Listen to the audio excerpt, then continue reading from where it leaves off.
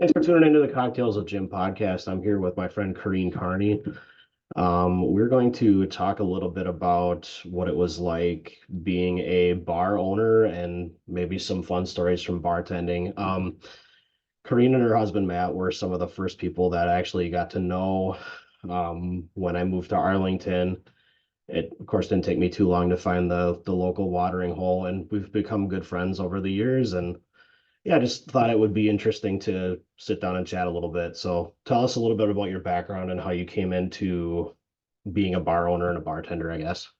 Well, I started bartending when I was in college at the Dugout, but it was Nison's at the time. Yep. And then when I was done with college, I got an accounting job, but then stayed at the bar for like every other weekend. And then in 2009, Matt bought it, and that's when I met Matt. And then I guess by getting married, that kind of brought me into the ownership of it. But I always enjoyed bartending. I like people, and your day is never the same, so that's always exciting. Um, what are some of the some of the challenges that come with it in terms of like when you transition from actually bartending to then being the business owner? Did you feel like you had to be married to the business and had to constantly be concerned about having trustworthy people in there working, or Yeah. how did that side of it go? First off, I didn't realize all of the things that owning a bar, all the licensing, all the rules, the insurance aspect of it is crazy. But also, yes, you are married to it. We just got back from spring break vacation yesterday with the kids, and I just made a comment to a friend about how awesome it was that I could leave my phone in the hotel room and go to the beach. I didn't have to worry about employees calling, or, all of a sudden the CO2 runs out in the for the tap beer, and you have to walk somebody through that. And then also finding trustworthy people. I would say the past few years we had the best employees. We've had great employees over the years, but it was just so nice to have a core group of bartenders that were always there to help each other out, help us out, and do their job while they're there. What are some of the positive things you've gained from, being a bartender? And you mentioned like, you love being with people. So like what are some maybe some things that you've gained like, for your own professional life, I guess, and personal life through owning that business and through visiting with people from all different walks of life? You definitely get to learn a lot of different diverse cultures. You work with a lot of people from different backgrounds. I think that helps too. It really helps with my kids too, being around that. Like the kids get to see people from all aspects of work, people that work in different industries, different family dynamics. Just, I mean, you get to be around every kind of person, which also sometimes can be a downfall, especially when you get that person that maybe had a few too many. And that's kind of probably the negative end of the job. But I feel I just did an interview for the Shakopee prison, and one of their questions was, how can I work, or how do I think I would work around different with diversity and things like that? And I said, well, it's kind of the same thing. You get people from all different walks of life, and it really helps to not judge people either. Like, you don't know what's going on. And a lot of times at the bar, you get to hear that because people Sure. come down there to unwind and let loose and let their problems out. I've never really felt like a stranger anytime I've been certainly in that bar or any others. And I think one of the nice things about going to a bar and socializing and maybe having a drink with people is that it sort of breaks down those barriers. Like, for example, if I'm at the dugout, I may run into people that work in the trades, or other people that maybe work in education or city officials, and Mhm. all sorts of people. And again, it's nice because it tends to break down those barriers, and people seem to have a general respect for one another Right. in that type of setting, which is fun to see. And I don't think that's something that's always talked about when people talk about like going to the bar. There, I think Right. there's positive elements to it as well. Like my sister-in-law, Ashley Talsman, she used to work for us until they moved to New Richland.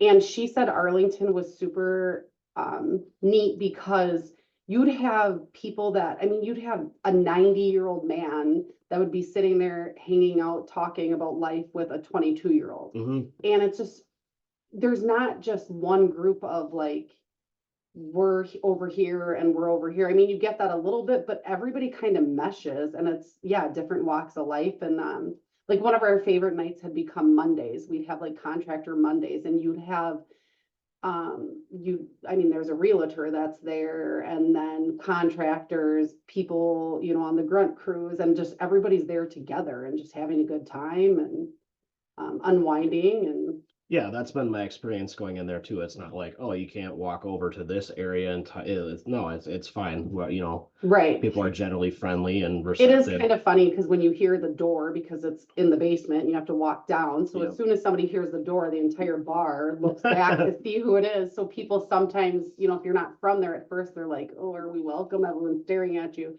But usually there's somebody to come in tow and who are you? Where are you from? And just trying to get to know everybody. Have you ever had any, again, this is Arlington, Minnesota here we're talking about, have you had any famous people or any Um, noteworthy people you've had come through your doors? for a while there, we had a guy that came in that said he was related to Michael Jackson, but he wasn't. In his own mind, he probably was famous. Yep. Not offhand that I can think of. Okay. No, nothing that jumps out to me. I mean, you're pretty famous with your Oh my. cocktails with Jim, and Jim was also an employee. Yeah. Yep. Did that for a short period of time. But Yep. also bartended weddings at the community center, Yep. which was a lot. People are generally in a good mood at weddings. Right. So Event bartending, the only downfall to it is that it's always on a weekend. yeah. And people like to tend to have their weekends, but event bartending, there's never a bad time. It's always great. Hey, if you're out there and you're planning a wedding, get good bartenders, and also make sure that you feed the bartenders. That was one of my favorite things. I could always count on a good meal because the caterers always like you take care of the help, you Yep. take care of each other. So that was always Yep. nice. They give you Nice food, perk. you give them a drink after cleanup, and It's all good. Mhm. Yeah. Awesome. There were some other things I was going to ask you that they're escaping me here right at the moment. Um, oh, one thing I guess I did want to touch on, like, uh, I worked in the restaurant industry as well. I worked for a person named John Schumacher, from New Prague, Minnesota, and his hotel's closed, and he's no longer in Minnesota. But myself and my three older sisters worked for him, and I started working for him at the state fair, and then I transitioned to the hotel. And by the time I had graduated high school, I had cooked, prep cooked, bartended, wait assist, the whole nine yards. And I honestly think like everybody should have to be in the service industry at some point. You should have to wait on people because it teaches you so much, and it makes you realize how terrible people can really be. Right. And I hate to say that, but it's everybody should have to do that for a stretch of time. I honestly feel that way. Yep, I agree, because there are some people that you can definitely tell have never done anything like this. And I see that a lot more in the restaurant side of it. Like when I waitress, I hate waitressing. And sometimes people are like, how can you love bartending but hate waitressing? It's a different deal. Completely different ball game, Mhm. like totally different. And it's not for me. That is not my cup of tea. That's fair. The tipping thing is interesting too. That's also something I guess I wanted to touch on. If you're a server or a bartender, you really are counting on those tips, and that's very important. I guess anytime I go out to a restaurant or anything, being on the opposite end of it, I try to be like the most pleasant person to Mhm. wait on. And things have to be very, very, very, very bad for me to even consider sending something back or leaving less than 20% because I've been on the other end of it. Yep. Matt and I had just went to a restaurant, well, it was actually probably a year ago or so, and I ate part of my food and then I said, gosh, something doesn't taste right. So I had Matt try it and he's like, this is rancid. This chicken, how did you even eat what you ate? And I was like, I don't know. I felt bad. He's like, you need to send that. I'm not sending that back. Yeah. I was like, nope, I'm just going to be done and I'll eat at home. Yeah, I feel the same way. I don't, yes, there are some times where it is warranted and you have to say something. One thing that bothers me when I go other places is I hate Pepsi.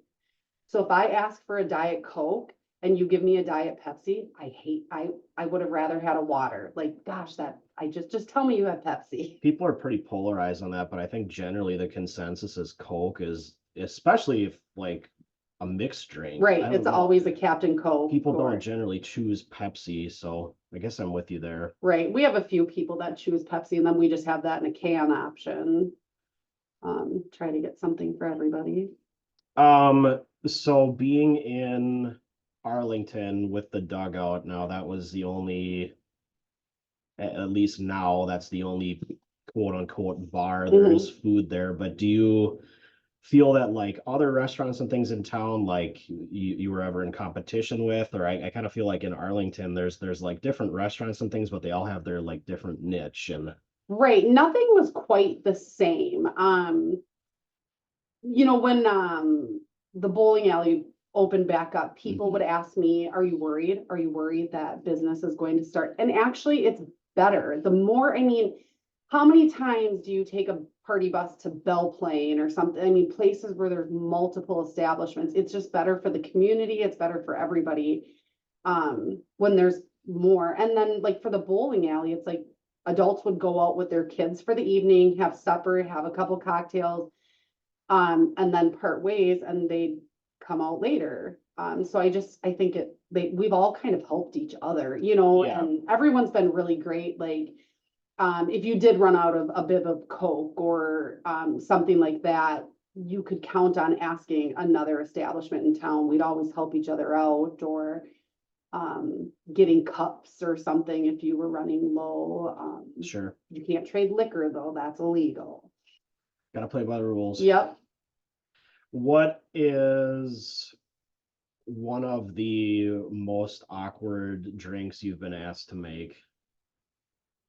Awkward as in names or awkward just like, I don't know, either one. Like, what do you ever get some crazy things where someone wants some goofy shot or some drink that you've never heard of? Yes, I feel like people always like some 21-year-old girl had a shot on her 21st birthday and she thinks it's called, I don't know, one of them, there's like the liquid marijuana or something like that.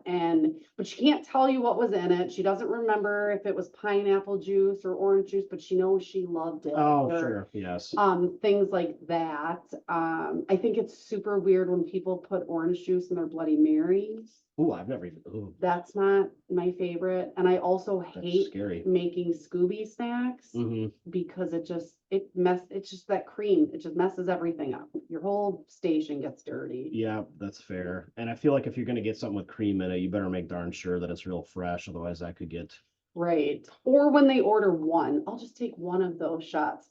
Oh, cool. I'm going to dirty everything for $4. Yes, yes. That was one of my pet peeves. A lot of people hate making Bloody Marys.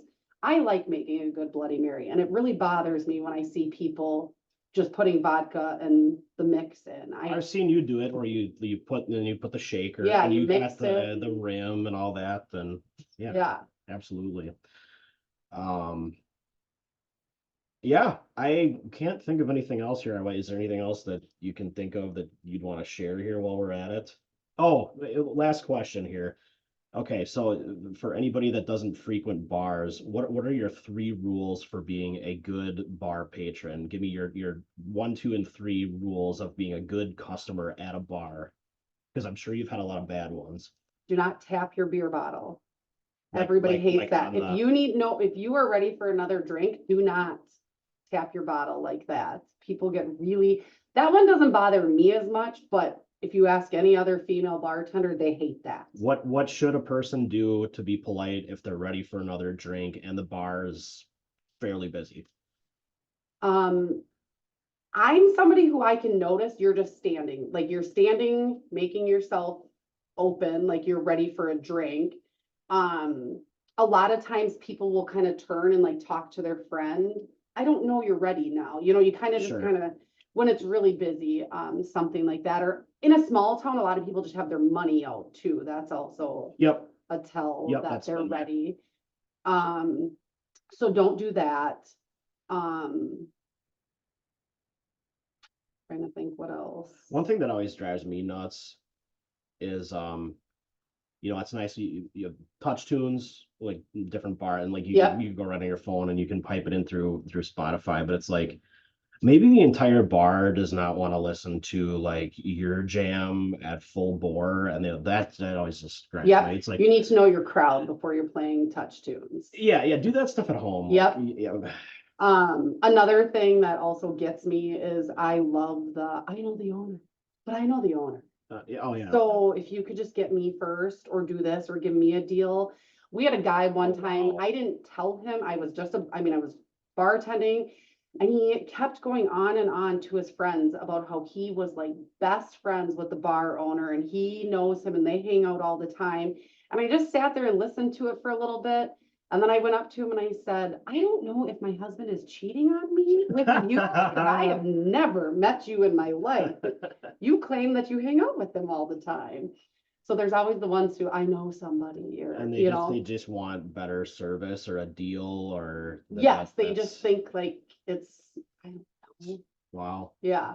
So that one, I don't know. I've gotten pretty good at just kind of letting go when things bother me while I was working there.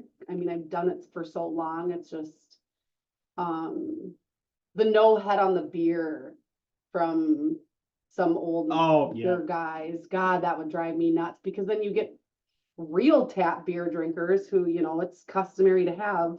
I'm not like a beer expert by any means, but isn't like that where most of the flavor is too in that top foam part? Because if you're missing that, I think that I don't know. That's above me. Somebody fact check me on that. I'm probably talking out of my rear end. So is that a case when somebody doesn't want the head on it, they think that they're getting like not a full drink? Okay. Yep, they're getting less value. I know when we went to Ireland and went to the Guinness factory, they taught us that yes, it's, you're supposed to have the top with the foam, but I didn't listen if it's for flavor or not. Sure.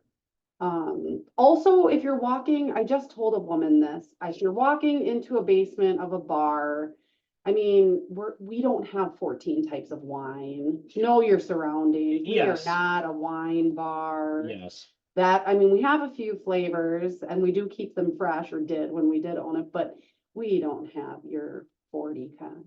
I think that's fair. I think a person should, if you're in a fancy restaurant or something like that, sure, but I think you should know. Right. And maybe there'll be one red, maybe one white, maybe nothing at all. But... Right. Maybe a dry and a sweet. Sure. Yeah.